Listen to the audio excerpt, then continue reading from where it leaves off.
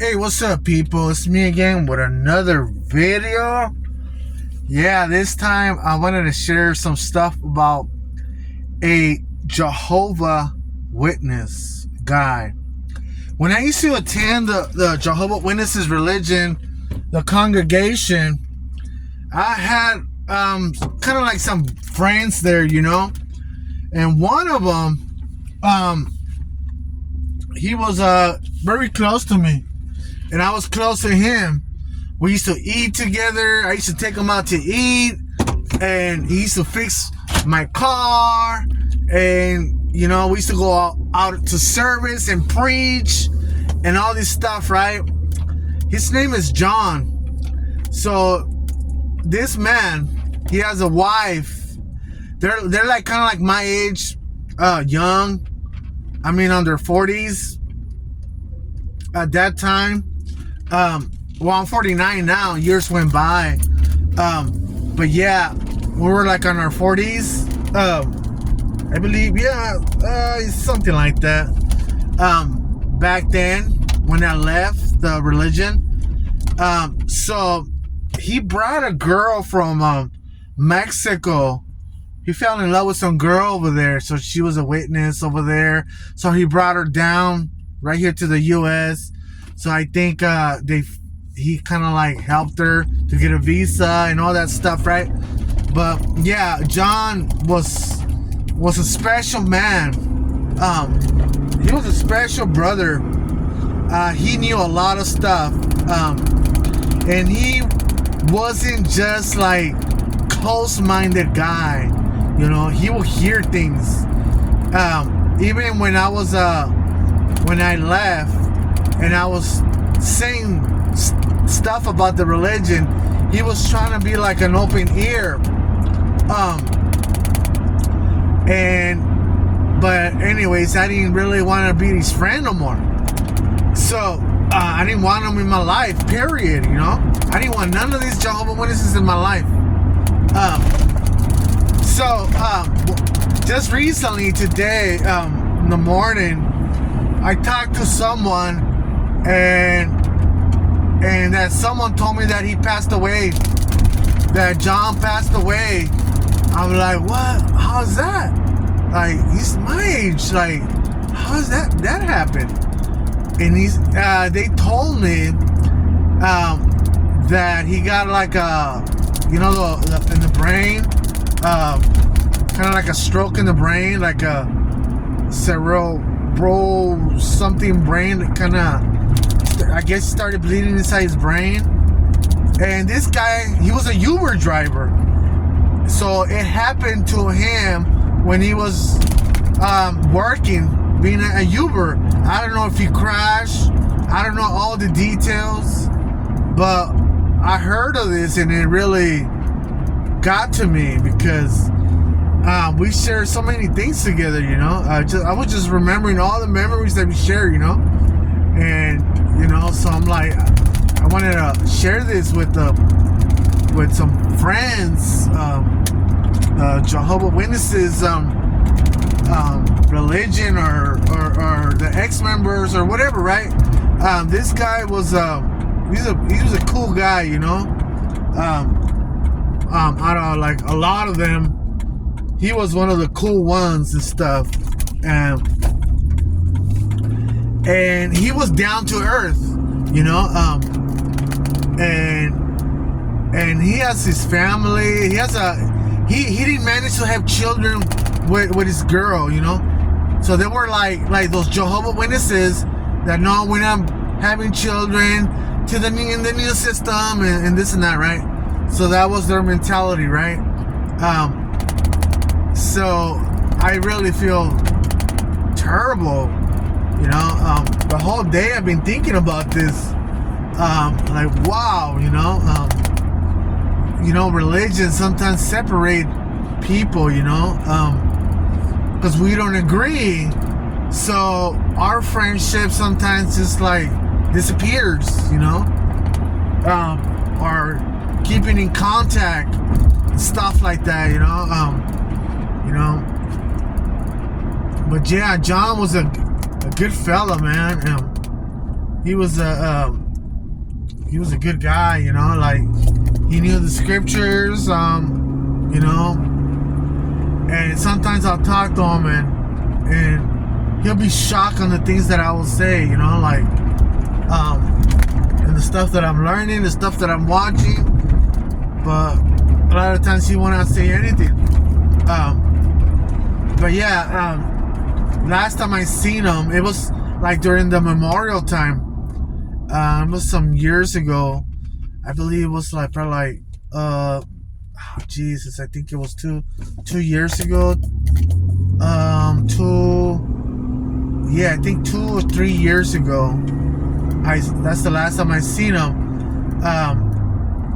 The guy that I play handball with, his mom's a witness, so she hates me. But sometimes he plays handball with me, but not lately, really. But he wants to start playing again. So he's the one that told me about this. And so I want to drive my friend. So the Uber guy, John, will come and we'll give John money, and he will take the handball player, my friend. He will take him home. So I won't have to drive all the way over there, you know, and take him home. So, and sometimes he was cool about it. And it was during the time of the memorial. I remember he, in his car, he had like the bread. You know how they make the bread, the Jehovah Witnesses? They make the bread into crackers and all that stuff for the memorial. So John had the stuff with them. He had the bread with them.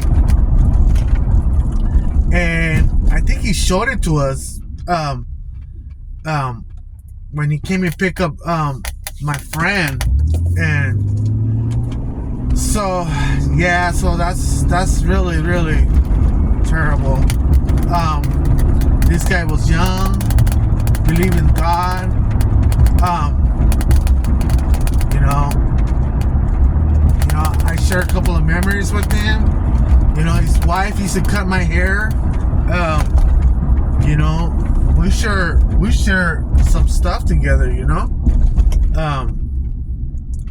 So like, yeah, I'm devastated for his family, you know. I don't know exactly when that happened. I'll find out tomorrow. When did that happen? 1 month or what? I don't know. So I have no idea. But yeah, that's terrible. That's and he has brothers. And a sister and a mom. The mom and the brothers and me, we used to go out to service and knock on doors and you know, all that stuff. And so afterwards we'll go eat out and stuff, you know. I remember one time I took all of them. I paid for everything, like, and the anointed brother, supposedly the anointed brother, I took him to a buffet that I like to go. It's called Paradise Buffet. So we went there because they have American food, Chinese food, Mexican food. They have all kinds of stuff in that buffet. So, you know, that's crazy, you know. I wish things wouldn't be this way, you know, like, but it is what it is, you know. It's crazy, you know. Religion can separate people and all that stuff, you know. You know, and we're mad at the religion, you know, and we're mad at the religion, so they're part of the religion, and we don't want dealings with them, you know, or they don't want dealings with us. So yeah, John, he was a good guy. We used to do hours and stuff in service. We used to study together. We'll go to house to house and get Bible studies together.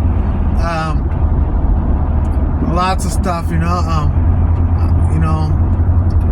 So this kind of affected me a little bit today because you know, should I ought to be nice to these people when I don't want them in my life, you know, because what they have done to me and my family, they broke us apart.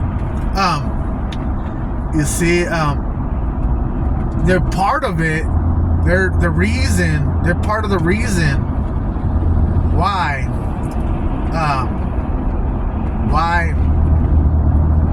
they came in the picture, and all of a sudden I ended up by myself when I had a family of my own. So wow, forgiveness is really something, you know. How can you forgive? You know, I could forgive, but they have, a lot of them, I mean, the ones that know, they know, but they will try to turn things around, and pretend that they're not to blame and stuff, and others that have no clue what happened or anything, they will tell you, oh, return to Jehovah, right? Well, wow, you know, like, Jehovah's too great, too amazing. Jehovah doesn't have a building where we could just go there and worship God. You could worship God anywhere, you know. Even Jesus said it, you know. He said it, nor in this mountain, nor in the temple, but in spirit and truth. That's what the Lord Jesus said, you know. So that disqualifies the Catholic Church and any building. But it is awesome and beautiful when people get together in a place and worship. That's beautiful. And sing songs and stuff like that. So even God says in the Bible, like, you know, what kind of building? You're gonna build something for me? A building for me? When He has given everything to us, you know. It's a lot of business going on there. See, from all these other churches and stuff. A lot of it is business. But yeah. So yeah.